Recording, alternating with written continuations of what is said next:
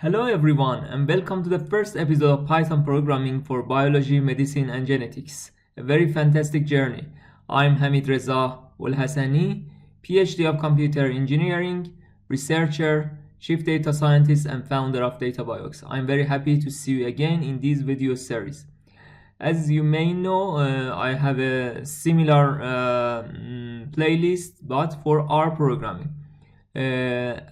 Since I saw many people was watching this and it became popular, so I decided to reproduce that course, this time for Python. And one interesting thing here is that I want to solve the same problem this time in Python. So if you I will also share the related video playlist link for you if you wanna just fast review on that or just be more familiar with the main problem. But in that series we have reviewed and worked based on this reference that I already shared for you, Introduction to R for Biologists. But here you will see that a problem is defined, and in this course we want to solve it by Python. Okay, so what was the problem? Here we have a data set that is RNA sequence of mouse mammary glands. You see, we have two types of cell, basal cells and luminal cells, and for each of them we have some data for virgin, pregnant and lactating. For each category two samples. Okay, and we have the gene information of these categories. So we want to check something and also see what is the count of some genes in each different category and something else. First of all, we should explore this data, see the dimension, types and work on this data.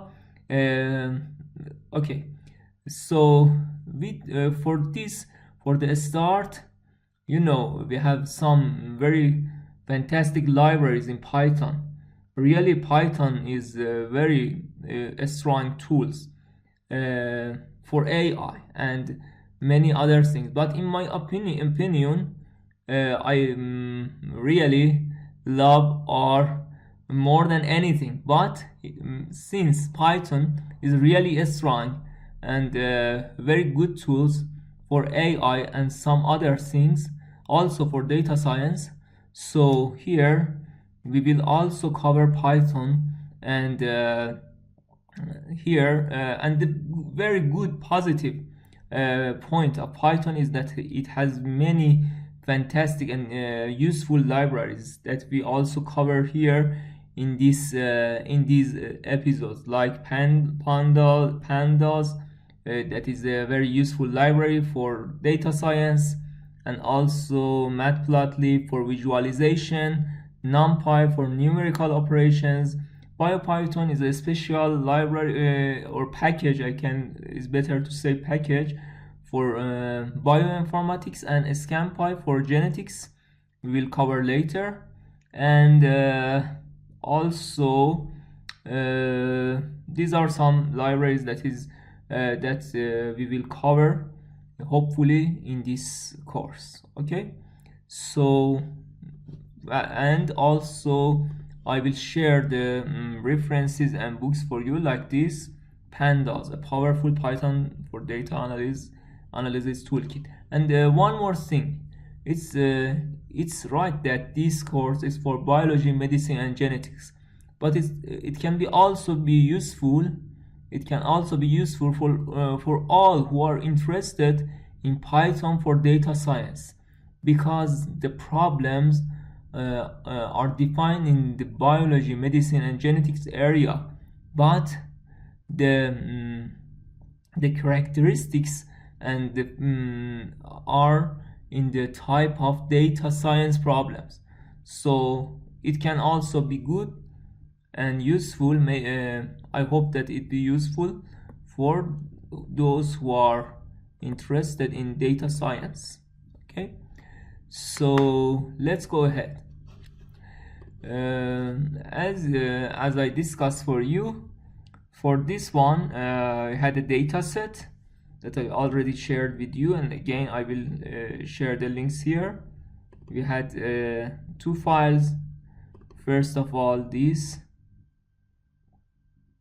yeah, we can see these are the samples, as I told to you, 2 for each, you see, so totally 12.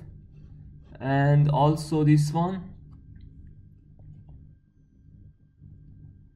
yeah, we can see here the first row, we can see the samples and also the gene ID here, and the count of each gene in each sample. It's really interesting because we can explore something that, for example, in each state, which of the genes are much more than the others, and this is very good practice for example, in the later, based on gene expression and RNA sequence, you can explore many things, for example, for prognosis, diagnosis, and many things else.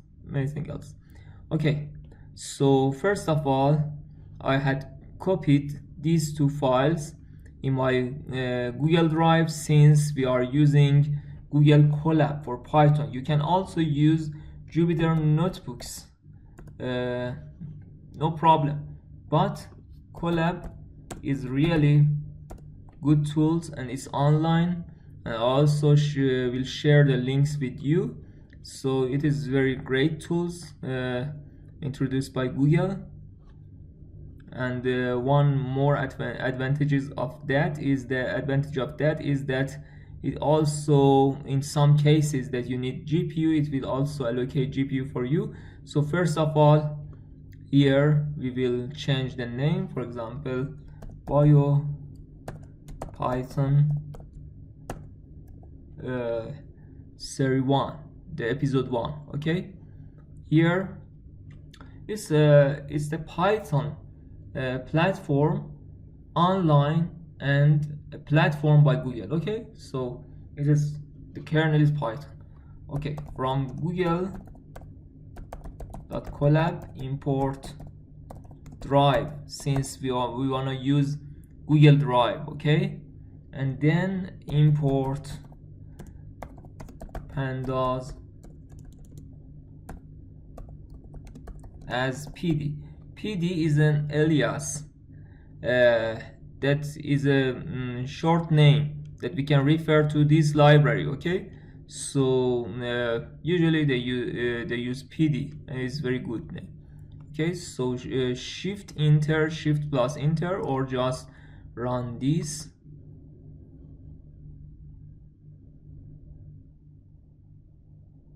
Since the first time it may take some seconds because it's allocating some resources, so it already okay, so we can see that, yeah, this one and the time duration it shows here. So at this moment we wanna see our Google Drive. So first of all, we should click on this to mount the drive. Yeah, connect to Google Drive. Then we will see our files, and as I told to you, I had copied these two files here. Yeah, here in Drive, and yeah, my Drive. Then in Datasets, yeah, in Datasets you can see these two files, gene level and filtered. Yeah, so as you remember, we wanna go based on this step by step and convert the commands from R to Python. Okay, first of all, it is in our code, you see that it is saving this file into the counts. Okay, into the counts data frame. So we will go here, and in Pandas we have a command name or a syntax name, read underline CSV. Okay, first of all, it's better that we introduce the URL and the address for better use in the future. So first of all, let's say count underline URL equal to, and here right click and then copy path, yeah, here. Okay, also you know that the second thing that we wanna introduce is sample info, then the second file, sample info. So let's first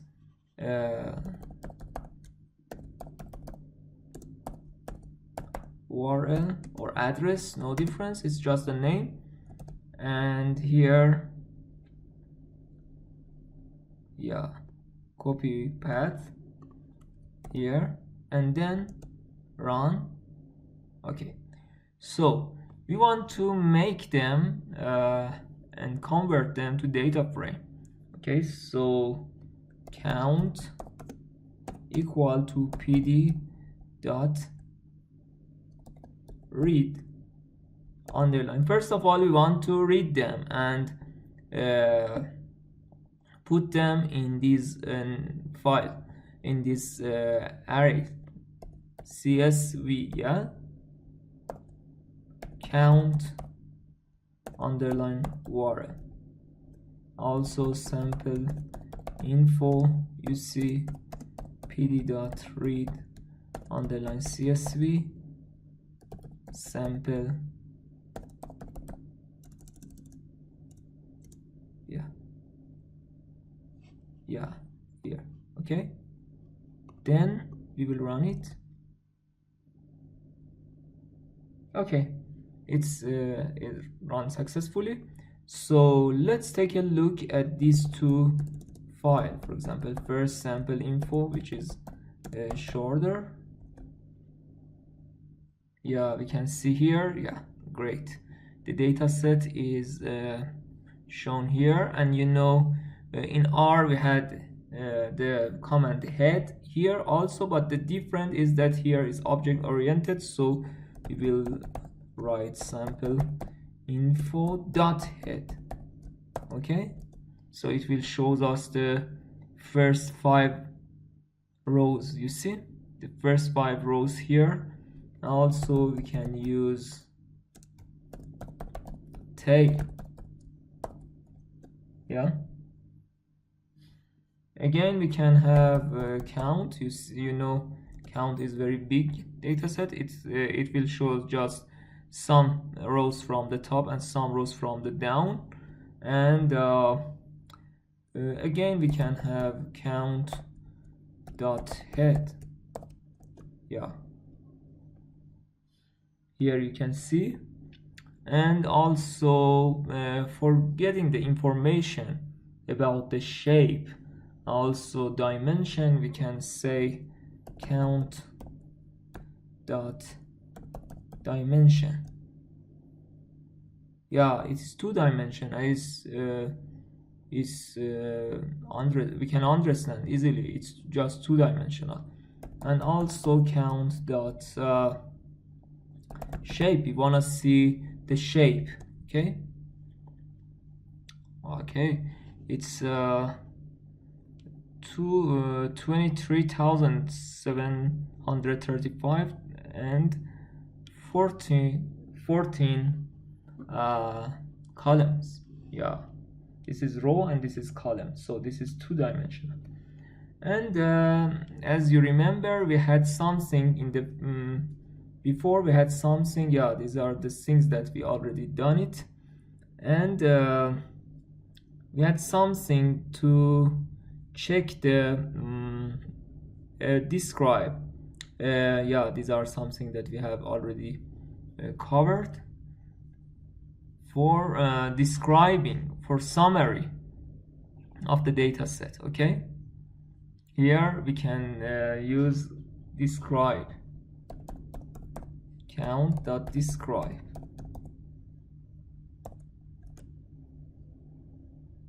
Yeah, you see, it's like summary in R. Yeah, so count, mean, standard deviation, mean, max, and some other useful information. Okay, let's go through it, and we can, yeah, here we see head, dimension we already covered, head, tail already covered, and also here we can see, yeah, for example, for the first for this sample info, you can see one of the column is characteristics. Okay, so if we want to show just this column, so what should we do? Sample info, then bracket, and then put it here. Yeah, then you can see, yes, you can see like this command in R. Yes. And also you want to see just this first: mammary gland, luminal cells, and virgin. Here, what should we do in Python? You can pause this video and think about this. Here is the location 0, so we just copy this and use the iloc for getting the 0 row, the row 0. Yeah, here you see, but again we see characteristics here, so we can just again copy this and use a list to make it as a list. Yeah, here, that's right. Okay, great. So till now we can step by step go ahead and convert everything that we have covered in R to Python. If you are really interested in bioinformatics, genetics, and computational biology, I really encourage you to learn both of them, because in some problems maybe R is very strong and useful than Python, but in some others maybe Python can do better. So I suggest you to work hard on both of them. Okay, so here we want to change something. For example, the first one here, we want to yeah, you can see here the first row doesn't have a name, it's just the name is unnamed. So you remember the name of this dataset was sample underline info. Yes, let's just get ahead because I don't want to go top again. Yeah, here, so sample underline info, we want to rename, and just we want to say that columns, yes, these columns we want to change unnamed to what? To, let's see what, sample ID. Yeah, okay, this syntax to sample ID, and then we will see that, yeah, this is right. So we have changed this column name, and also for this dataset also we want to, for the count dataset also we want to change the first column to gene ID. Okay, so let's do it again.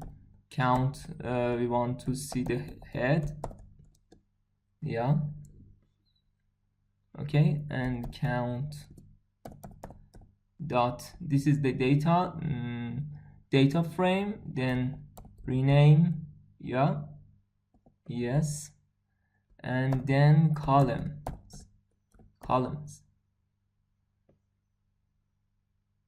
equal to here, yeah,